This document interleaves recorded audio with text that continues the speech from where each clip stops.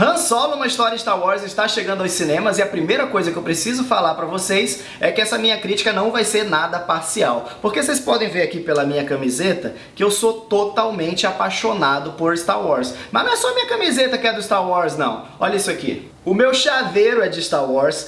A capa do meu celular é o R2-D2, o toque do meu celular é o tema do John Williams e não para por aí não. Até o meu par de Havaianas é de Star Wars. Então por que tanta devoção por essa saga? Simples, porque eu sou da geração que cresceu influenciada por essa obra maravilhosa do George Lucas. Os filmes, principalmente da trilogia clássica, né? Uma Nova Esperança, O Império Contra-Ataca e O Retorno de Jedi, foram muito importantes para minha formação cinéfila. Então assim, eu tenho uma relação muito forte com esses filmes e sempre que sai um novo produto Star Wars eu fico empolgadíssimo. Chorei a beça da primeira vez que eu assisti o Despertar da Força, chorei também no final do Rogue One, ou seja, me empolguei pra caramba com Os Últimos Jedi e agora vamos ver o que eu achei de Han Solo, uma história Star Wars.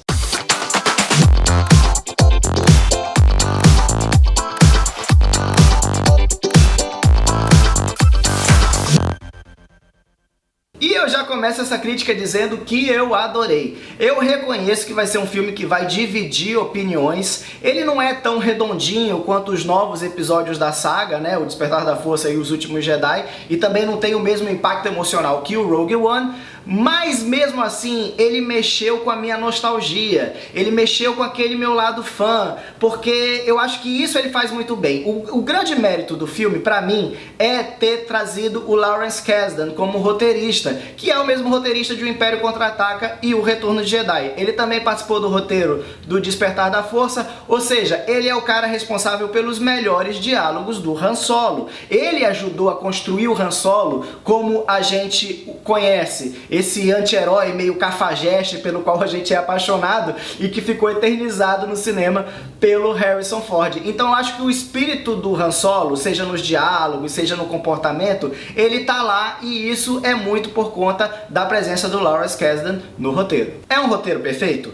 Não. A história ela é relativamente simples, ela bebe da fonte de dois gêneros específicos, o filme de assalto, ou seja, aquele filme de golpe, onde existe um grande plano, que precisa ser executado no decorrer da trama, e também tem elementos ali de faroeste que são facilmente identificáveis.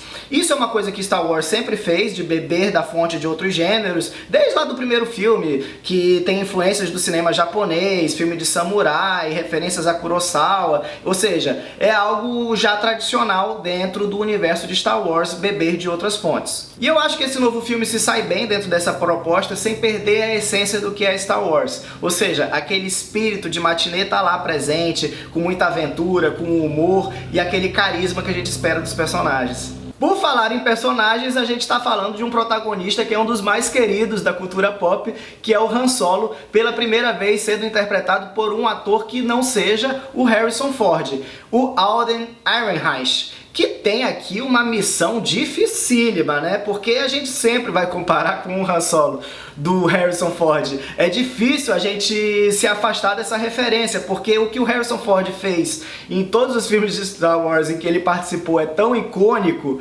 que o Ehrenreich vai ter que sempre lidar com isso. Mas eu acho que o garoto se sai bem, era uma grande preocupação dos fãs, porque nos trailers causou um estranhamento a primeira vez que a gente viu o Han Solo sendo interpretado por outro cara. Eu acho que ele consegue pegar a essência do personagem sem tentar imitar o Harrison Ford. É o Han Solo dele com elementos que lembram que a gente está falando do mesmo personagem. Ou seja, ele pega um tique ou outro ali que a gente consegue perceber, mas o espírito tá lá. Eu acho até que o Alden Ehrenreich fez uma opção inteligente na atuação dele, porque conforme o filme vai evoluindo, o Han Solo vai se tornando cada vez mais aquele Han Solo que a gente conhece dos outros filmes, porque a gente precisa lembrar que esse filme é uma história prévia, né? É um prequel, é o início da história do Han Solo, é o Han Solo mais jovem, antes de quando a gente conhece ele nos episódios tradicionais de Star Wars. Ou seja, com o passar do tempo ele vai se tornando mais aquele Han Solo clássico. E eu aposto que se fizerem um Han Solo 2, porque sim, o filme deixa ganchos para isso, cada vez mais ele vai adquirir esses tiques tão característicos que o Harrison Ford imprimiu a esse personagem icônico. Quem também faz um bom trabalho em reapresentar um personagem clássico em sua versão mais jovem, também seguindo essa mesma linha de pequenos tiques, mas sem fazer necessariamente uma imitação do que foi feito anteriormente, é o Donald Glover interpretando o Lando Calrissian. Eu não acho que o Donald Glover chegue a roubar a cena, como parecia que ia acontecer pelo trailer. Ainda bem que isso não acontece, porque afinal ainda é um filme do Han Solo, ele é o protagonista, e acho que o destaque maior do elenco é sim o Alden Ehrenreich. Mas como coadjuvante ele sai bem de qualquer forma. Já os outros, a Emilia Clarke, o Woody Harrelson, estão muito próximos do que a gente conhece da persona deles em outros filmes, desses atores, né? A Emilia Clarke sendo adorável, como ela sempre sabe ser, o Woody Harrelson sendo o Woody Harrelson, e é sempre bom a gente ver o Woody Harrelson sendo o Woody Harrelson, porque ele é muito bom. A Tandy Newton também tá no filme, mas ela faz uma ponta pequena, não é muito marcante, é difícil falar muita coisa sobre o trabalho dela, porque não tem muita coisa,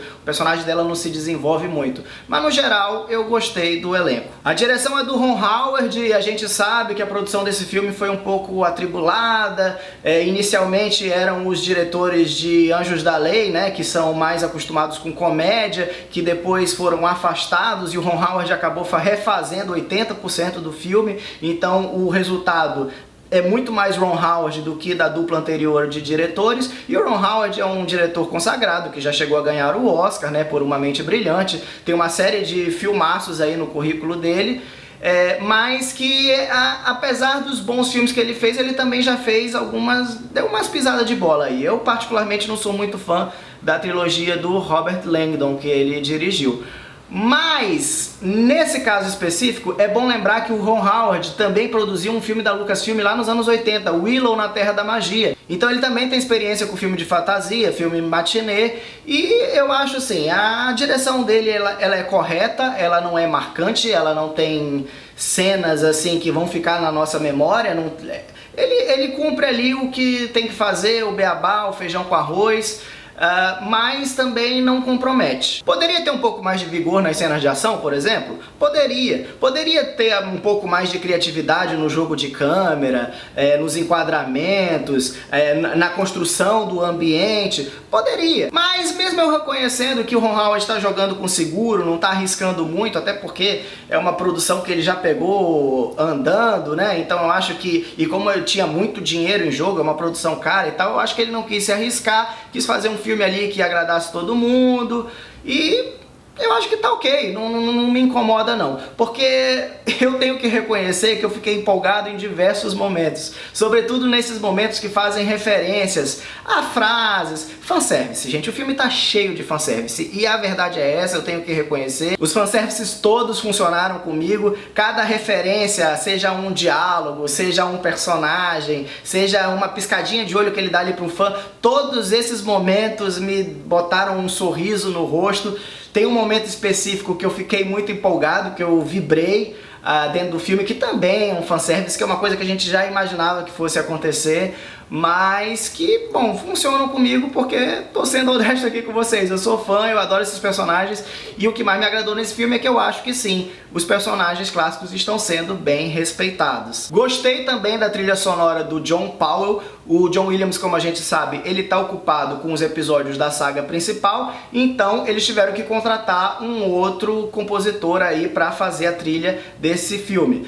Mas eu acho que o John Powell faz um bom trabalho em aproveitar os temas do John Williams dentro desse universo, mas também fazendo citações aos temas clássicos nos novos temas que ele constrói. Então, por exemplo, tem um momento que me chamou muita atenção, que é na cena do trem, é uma cena que inclusive está no trailer, então isso não é spoiler nenhum, que é uma cena de ação e que ele usa uns coros assim que me remeteu ao que o John Williams fez no episódio 1, que é um dos filmes mais criticados da saga, mas que a trilha do John Williams é um dos pontos fortes. Então o clima de Star Wars está lá, então isso eu acho legal. Então, para finalizar, eu preciso ser honesto e reconhecer que eu não vou conseguir separar o meu lado crítico do meu lado fã, até porque eu acho que não precisa. Esse filme foi feito por fãs, foi feito pra gente, e pra mim foi um presente. Eu sei que tem muita gente aí que discute se era necessário realmente fazer um filme sobre o início da história do Han Solo. Olha, se era necessário ou não era necessário, eu não sei, mas já que o filme existe, ele me agradou, e pra mim, particularmente, quanto mais filmes vier de Star Wars, melhor, eu não me importo nem um pouco, eu tenho certeza sede de consumir esses produtos e tô feliz